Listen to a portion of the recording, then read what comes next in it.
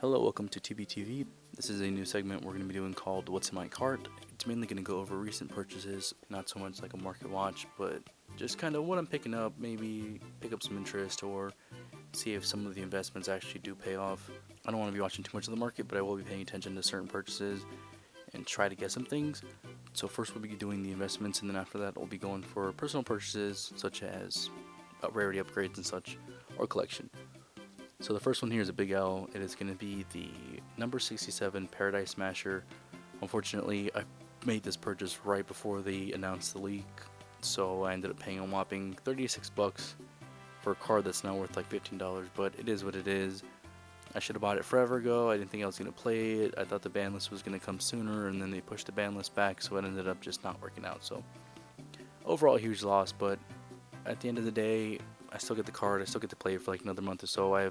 There's two regionals in the areas coming up, so I might make it worth the money, but pretty big L, unfortunately. It happens. The next one we're gonna have is Foolish Burial. It seemed like a good time to buy the upgrade, and also just an investment in general, because I've played this in so many decks. I've played it in Shadal's, I've played it in Branded. There's too many decks that can play this Crystron, the White Force maybe too, so the quarter century for 13 bucks isn't really that bad. It still is really good in Shadal, and I think it's worth $14 for an upgrade. It seemed like a good time to pick it up. The next one we're gonna have is Xyz Encore. I've seen these prices have been the same for a while. I pulled this out, the collection rarity, and it's still about $5, so it hasn't really gone up in price at all, but this seems like it's really good. It's been really good against the Ryzeal matchups, and it's not always worth side decking heavily for Ryzeal, because were other ways to out it that were more versatile, like Metaltronus and such. But I'm thinking now with the K9 engines coming out, if they're going to be doing K9 Vanquish Soul and they're going to Xyz summon on your turn, it might be worth sighting these in going first after game 2 and 3. I'm thinking it's worth buying these at a max rarity of $5, $6. It's not really that bad. I already have a set of like super rares and such, so it's not bad to buy these just for the collection, but I think it's still a good price for the $6 mark. It's not bad at all. I would highly recommend buying them. Next up we have Chain Disappearance.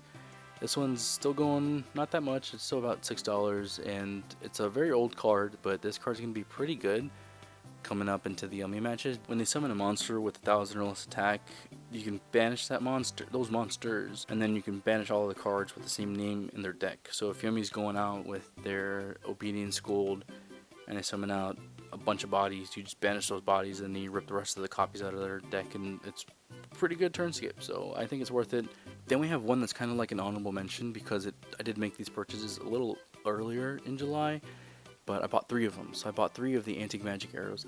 Now these cards are really cool because at the start of the battle phase, you activate this card and neither opponent can respond to it. So basically you're turning off spells and traps for the rest of the turn. You don't worry about evenly matched, which is very niche, but then you go to main phase 2 and they can't activate spells or traps. So it could be really good for like a combo deck.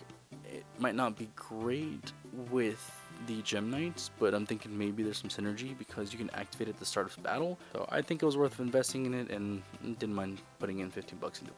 Then we go over to just the upgrades, trying to collect a bunch of the dual terminal cards for the Gem Knights. They're not easy to find in Light Plate. I was lucky to find a person locally that I can buy from, and then obviously the Scatter Fusions because I was just trying to get copies on everything.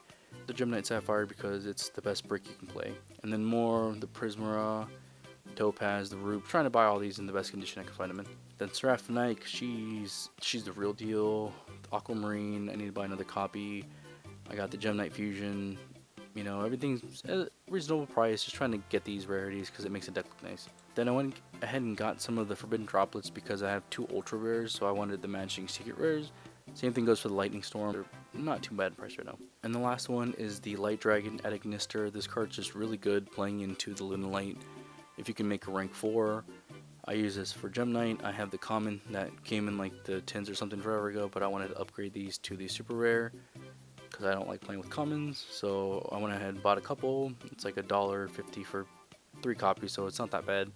It seems like a good time to pick these up, especially since it's an old set. A lot of these were like Light Plate or worse, so I was happy to buy a couple near mint for like $1.50, so not bad at all. I'd recommend these as well. I'm gonna try to make this a weekly series if I can. Just whatever I buy, And then Sam's also going to send me some of his material so I can also use it in the video. That's going to be it for this week for What's in My Cart. Subscribe, like, and I'll catch you in the next